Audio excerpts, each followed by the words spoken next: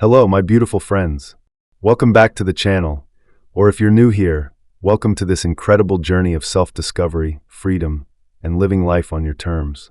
I'm so thrilled you're here today because we're diving into something close to my heart. 10 surprising things I gave up after 60. Number 6 will surprise you. Yes, you heard that right. These aren't just little tweaks or passing ideas. These are bold, life-changing shifts that have brought me more joy, more peace, and a deeper sense of purpose than I ever imagined. And trust me, number 6? It's a game changer. You're not going to see it coming. Before we get started, if you love content that inspires you to live your best life, please hit that like button. It really helps the channel grow. And don't forget to subscribe and ring the bell so you never miss an update. This is your community, and I'm so grateful to have you along for the ride. Now let's jump in. Life after 60 isn't about slowing down. Oh no, it's about stepping into the most authentic, empowered version of yourself. For decades, we carry habits, expectations, and obligations that weigh us down. But here's the secret. You don't have to keep doing that. Turning 60 was like a wake-up call for me. A chance to let go of what no longer serves me and embrace what truly matters. Think of this as a rebirth, a time to shed the noise and step into freedom. And the best part, it's never too late to start. No matter your age, these shifts can transform your life. So, are you ready? Ready to explore these 10 surprising things I gave up after 60? Stick with me until the end, because I promise at least one of these will make you say, yes, that's exactly what I need to do. Let's get started. This is your time, your journey, and it begins right now. Number 1, I gave up caring what other people think. Be honest with me. How much of your life have you spent worrying about others' opinions? I know I did. For years, I'd agonize over what to wear, what to say, how my choices looked to the outside world. I remember once spending hours picking an outfit for a party, not because I loved it, but because I wanted to fit in. It was exhausting, but after 60, something clicked.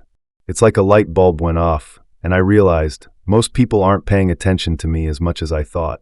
They're too busy worrying about their own lives. I used to replay conversations in my head, wondering if I'd said the wrong thing or upset someone. But here's the truth. No one's thinking about you as much as you think they are. Let that sink in. It's freeing, isn't it? When I gave this up, I started making choices for me. I wear what's comfortable, not what's expected. I say what I mean without fearing judgment. Those quirks I used to hide, now I flaunt them like a badge of honor. This isn't about being selfish. It's about reclaiming your energy. You don't need anyone's approval to feel good about yourself. Imagine the peace of living for you, not the crowd. What's one thing you've held back because of others' opinions? Think about letting it go. It's your life, live it your way. Number 2, I gave up tolerating toxic people. Oh, this one's big. How many times have you stayed in a relationship, friend, family, anyone, that left you drained, frustrated, or small? I used to put up with it. There was this one person in my life, always negative, always critical. I'd tell myself, it's just how they are, or I can't cut ties, it'll cause drama. But after 60, my tolerance ran out, and thank goodness for that. Life's too short to waste on people who dim your light. I'm not saying be cruel or cut everyone off. This isn't about that. It's about protecting your peace. I remember the day I stopped answering calls from someone who only reached out to complain or guilt-trip me.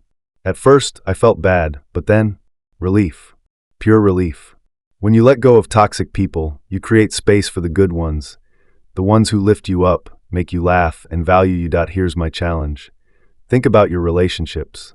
Who drains you? Who deserves your time? Set those boundaries, say no to the drama, step away from the negativity. You're not obligated to carry that weight. You deserve peace, and after 60, you realize it's your right to choose it. Number 3, I gave up unrealistic expectations of others. Let's be real. How often have we set ourselves up for disappointment, expecting people to be perfect? I used to think my partner should know how I felt without me saying it, or my friends should always drop everything for me. When they didn't, I'd feel let down, even resentful. But after 60, I saw the truth. People aren't perfect, and expecting them to be sets us both up to fail. Everyone's doing their best with what they've got. That friend who didn't call back. Maybe they're struggling. That family member who's distant. Maybe they don't know how to connect. Letting go of those impossible standards doesn't mean lowering your bar. It means accepting people as they are. For me, this shift brought peace. I stopped trying to change others and started appreciating the small things. a kind word, a shared laugh. It's not about settling, it's about understanding. And here's the bonus. When you stop expecting perfection from others, you stop demanding it from yourself too. Who've you been holding to an impossible standard? What if you let that go and just loved them for who they are? It's a weight off your shoulders, trust me. Number 4. I gave up overly complex goals. Younger me loved big, ambitious plans. Buy the house, climb the career ladder, master everything. Those goals gave me direction, sure, but after 60, I realized they also came with pressure. I'd feel like I was never quite there, always chasing the next thing. Now, I've swapped complexity for simplicity. Instead of a 5-year plan, I focus on what brings me joy today. I used to think I'd learn Italian fluently. Hours of study, flashcards, the works. After 60, I said, forget that.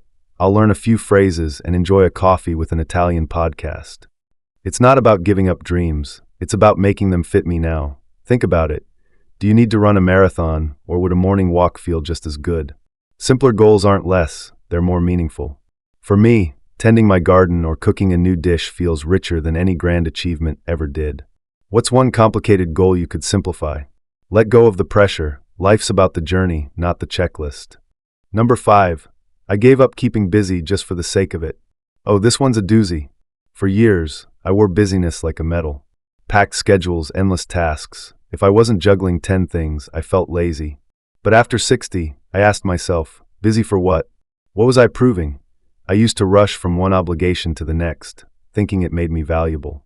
Spoiler, it didn't. It just left me tired. Now, I've learned there's a difference between being productive and being frantic. I don't need to fill every minute. I need to fill my life with what matters. Imagine this. Instead of a crammed day, you sit with a cup of tea, call a friend, or read that book you've been eyeing. That's not laziness, that's living. And rest? It's not a luxury, it's a necessity. After decades of pushing, I've earned the right to pause. How much of your day is busy out of habit? Try replacing one task with something joyful. Slow down, you'll feel more alive than ever. Number 6, and here's the surprise you've been waiting for. I gave up owning too much stuff. Bet you didn't see that coming, right? We're not just talking habits or mindsets here. This is physical, tangible clutter. For years, I held on to things, clothes I'd never wear, gadgets I didn't use, keepsakes collecting dust. I thought they defined me, or that I'd need them someday.